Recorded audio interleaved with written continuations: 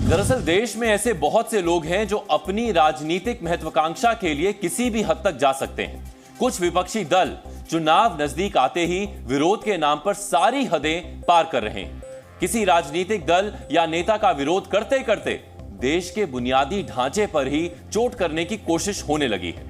भारत को दुनिया में सबसे बड़े लोकतांत्रिक देश के तौर पर जाना जाता है। दुनिया भर के लोग भारत को कई भाषा, संस्कृतियों और मान्यताओं का देश मानते हैं।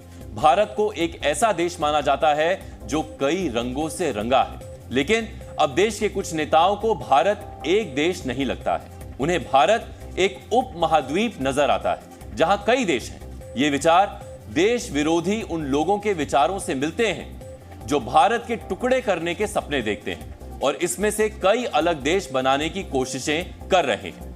1 मार्च को तमिलनाडु की सत्ताधारी पार्टी द्रविड़ मुनेत्र कड़गम के अध्यक्ष और तमिलनाडु के मुख्यमंत्री एम.के. स्टालिन का जन्मदिन था।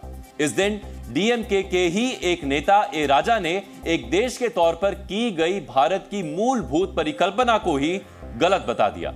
ए राजा ने कहा कि भारत कोई देश नहीं है बल्कि ये तो एक उपमहाद्वीप है।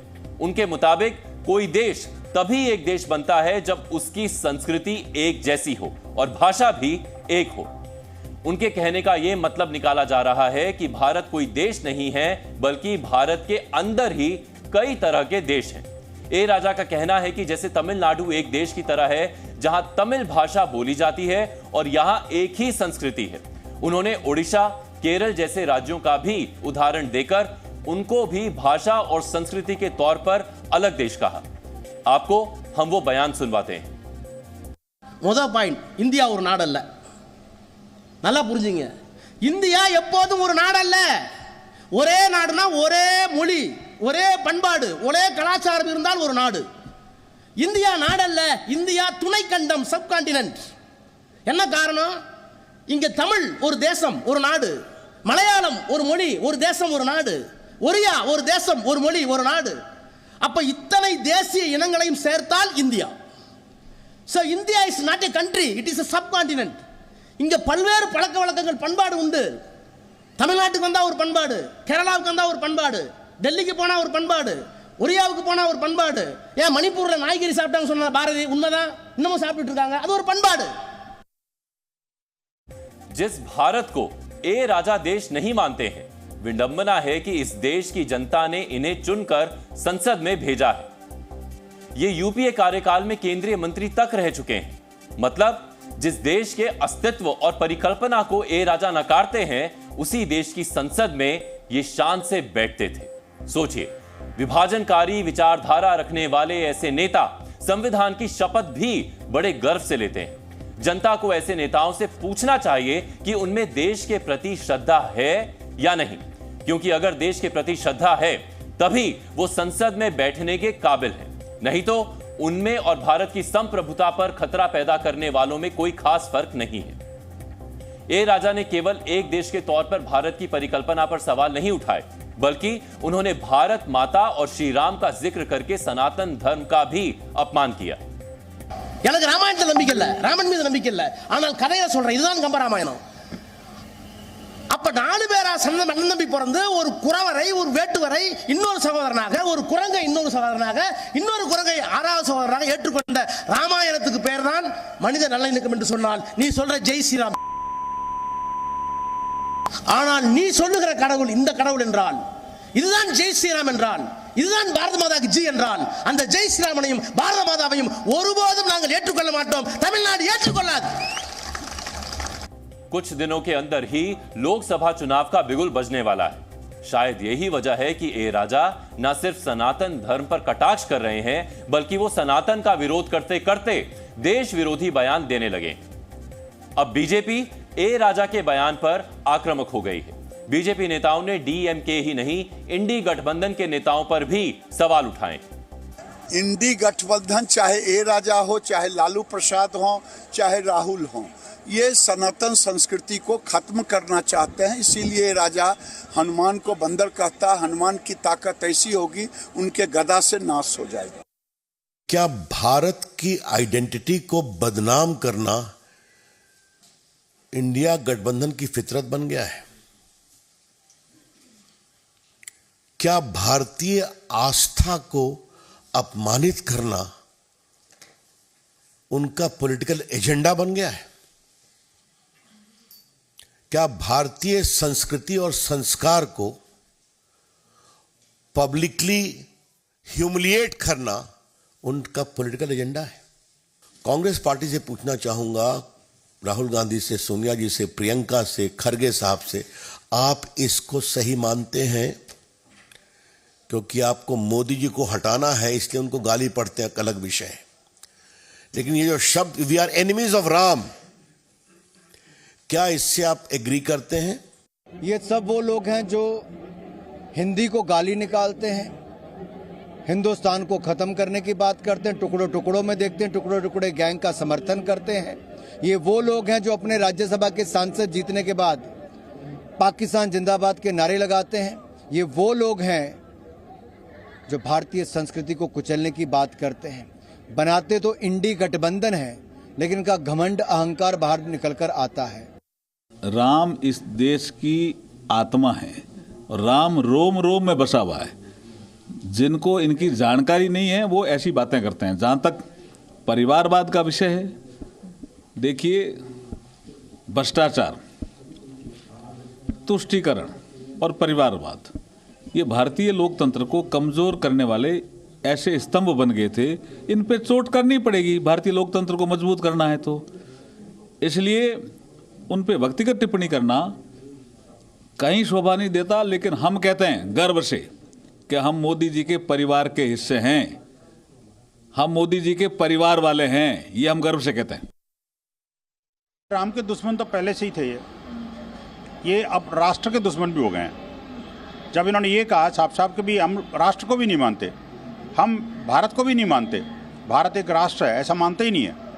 राम को नकारा इन्होंने और जय श्री राम को नकारा, भारत माता को नकारा और ऊपर से सबसे ऊपर कहा कि मैं तो भारत कोई राष्ट्र है ऐसा भी नहीं मानता। तो ऐसे लोगों को तो भारत में रहना नहीं चाहिए।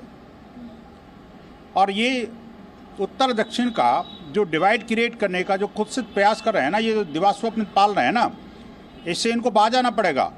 तमिलनाडु की जनता अब जाग चुकी है। ए राजा के बयान ने इंडी गठबंधन के नेताओं को परेशान कर दिया है। इन लोगों को ए राजा के बयान का बचाव करना मुश्किल पड़ रहा है।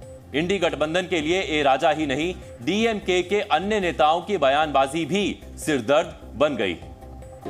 ये होनी चाहिए। और उन्होंने आगे बढ़ने के बाद ये भी कहा कि रामायण पे वो भरोसा नहीं रखते हैं और राम सही नहीं है। ये उनका व्यक्तिगत बयान है, ये हम लोगों का। किसी व्यक्ति की अलहदा राय को हम नहीं स्वीकार सकते ना, हम इसके पक्ष में नहीं। और हम लगातार ये बात कह रहे हैं कि लड़ाई रोजगार की है, लड़ाई महंगाई की है, लड़ाई पब्लिक सेक्टर को बचाने की है। धर्म, कर्म, धर्म व्यक्तिगत आस्था की चीज है। व्यक्तिगत आस्था की चीज चुनाव का मुद्दा नहीं होना चाहिए। दरअसल इंडी गठबंधन की समस्या केवल ए राजा और उनके बयान नहीं है, बल्कि असली समस्या तो डीएमके ही है। डीएमके के नेताओं के विचार सनातन को लेकर ठीक नहीं है। यही वजह है कि उनके बयानों के जवाब देना इंडी गठबंधन के अन्य नेताओं के लिए मुसीबत बन जाता है। ए राजा से शुरुआत करें तो पिछले वर्ष सितंबर में ए राजा समेत डीएमके के 2 बड़े नेताओं ने सनातन को लेकर जो टिप्पणियां की थी, उससे इंडी गठबंधन के नेताओं ने दूरी बना ली थी। सितंबर 2023 में ए राजा ने एक कार्यक्रम में हिंदू धर्म की तुलना एचआईवी और कुष्ठ रोग से की थी। ए राजा ने सनातन धर्म की तुलना सामाजिक कलंक वाली बीमारियों से करने की बात कही थी। உதயநிதி ஸ்டாலின் அவர்கள் மென்மையாகத்தான் சொன்னார், மலேரியா போல டெங்கு போல ஒழிக்க வேண்டும் என்று. மலேரியாவுக்கும் டெங்குக்கும் சோசியல் ஸ்டிக்மா இல்லை, அது ஒரு அருவருப்பா சமூகம் பார்க்காது. அருவருவாக பார்க்குற ஒரு சனாதனத்தை சொல்லணும்னா முறைப்படி ஒரு காலத்தில் தொழுநோய் இருந்தது, இப்போ ஹெச்ஐவி இருந்தது. எங்களை பொறுத்தவரை ஹெச்ஐவி தொழுநோயை போல ஹெச்ஐவி போல சமூக அவலம் நிறைந்த ஒரு நோயாகத்தான் நம்ம பார்க்கணும். सिर्फ ए राजा ही नहीं, डीएमके के मुख्यमंत्री एमके स्टालिन के बेटे उदयनिधि स्टालिन भी इसी रास्ते पर हैं।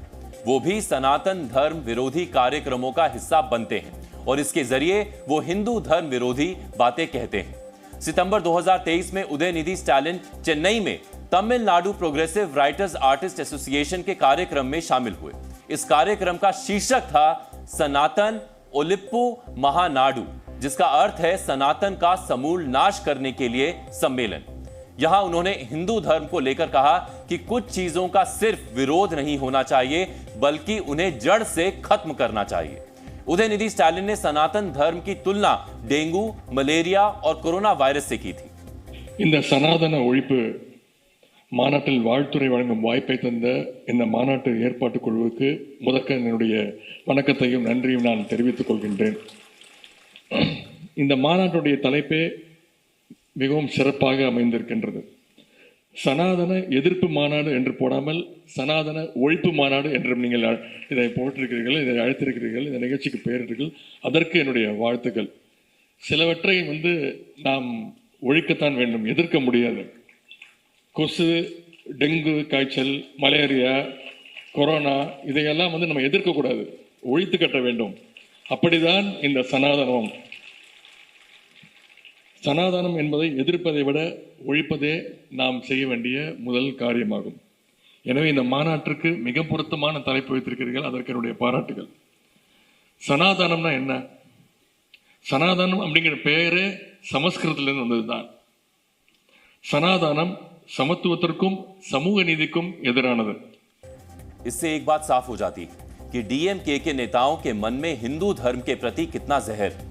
यही वजह है कि ये राजा खुलकर हिंदू देवी देवताओं का अपमान करते हैं, चाहे भाषा के आधार पर कहें या फिर क्षेत्र के आधार पर।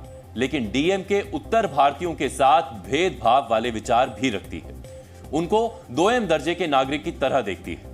इसका उदाहरण पिछले वर्ष दिसंबर में देखने को मिला था। पिछले वर्ष 5 राज्यों के चुनावों में बीजेपी ने 3 हिंदी भाषी राज्यों मध्य प्रदेश, राजस्थान और छत्तीसगढ़ में जीत दर्ज की थी। इस चुनाव परिणाम के बाद संसद के शीतकालीन सत्र में डीएमके के सांसद सेंथिल कुमार ने अपने संबोधन में हिंदी भाषी राज्यों को गौमूत्र स्टेट्स यानी गौमूत्र राज्य कहा था। The BJP has just won many of these state elections and they have come into this house. They see themselves and their strength is always seen as winning elections after elections and going after micromanagement. But what happens in Jammu and Kashmir? Why are they not able to do that? Should think that the power of this BJP is only winning elections and mainly in the heartland states of Hindi and what we generally call as the Gomutra states. You cannot come to South India. You see all the results of what happens in Tamil Nadu, Kerala, Andhra, Telangana and Karnataka. We are very strong over there. DMK सांसद doctor DNV Senthil Kumar ने अपने संबोधन में देश को 2 हिस्सों उत्तर और दक्षिण में बांटते हुए संबोधन दिया था, जिसमें उन्होंने उत्तर भारतीय राज्यों को गौमूत्र स्टेट्स कहा था। उनके मुताबिक गौमूत्र स्टेट्स में बीजेपी जीती है। दरअसल 5 में से 3 राज्यों में बीजेपी की जीत ने विपक्ष को कुंठित कर दिया था। डीएमके सांसद के इस बयान को उसी कुंठा का परिणाम बताया गया था। सेंथिल कुमार के इस बयान ने इंडी गठबंधन के लिए मुसीबत खड़ी कर दी थी। इस पर काफी विवाद भी हुआ था। सनातन धर्म का विरोध और भारत की संप्रभुता को लेकर सवाल खड़े करने वाले बयान डीएमके की पार्टी लाइन से अलग नहीं है। यह हम इसलिए कह रहे हैं क्योंकि डीएमके का इतिहास अलग देश की मांग और हिंदू धर्म के देवी देवताओं के विरोध से जुड़ी हुई है। डीएमके की मूल विचारधारा ईवी रामास्वामी से प्रेरित है। इन्हें पेरियार के नाम से भी जाना जाता है। पेरियार को ब्राह्मण विरोधी माना जाता था। ब्राह्मणों का विरोध बाद में सनातन धर्म का विरोध बन गया था। दरअसल ब्राह्मणों को हिंदू धर्म की परंपराओं को बढ़ावा देने वाला माना जाता है। डीएमके की भाषा के आधार पर भेदभाव करने वाली विचारधारा भी पेरियार से ही प्रेरित है। पेरियार हिंदी भाषा के विरोधी थे। डीएमके के उत्तर भारतीयों के साथ भेदभाव वाला विचार भी पेरियार से प्रेरित है। पेरियार आर्य संस्कृति से दूर रहने की सलाह देते थे। आर्य संस्कृति से उनका इशारा उत्तर भारतीयों से ही था। भारत को एक देश ना कहकर उपमहाद्वीप कहने वाला विचार भी पेरियार से प्रेरित है। दरअसल पेरियार ने आजाद भारत में द्रविड़ों के लिए अलग देश द्रविड़ नाडु की मांग की थी। ए राजा का भारत में कई देश वाला विचार यहीं से निकला है। हिंदू देवी देवताओं के अपमान वाली हरकतें भी पेरियार की विचारधारा से ही प्रेरित हैं। वर्ष 1953 में पेरियार ने हिंदू देवी देवताओं की मूर्तियां तोड़कर अपना विरोध जताया था। इसी तरह से वर्ष 1956 में पेरियार ने श्री राम और माता सीता की तस्वीर जलाने की कोशिश भी की थी, जो पुलिस ने रोक दी थी। तो इस तरह से देखा जाए तो डीएमके की एक राजनीतिक पार्टी के तौर पर मूल विचारधारा हिंदू विरोधी और देश को उपमहाद्वीप समझने वाली ही रही है।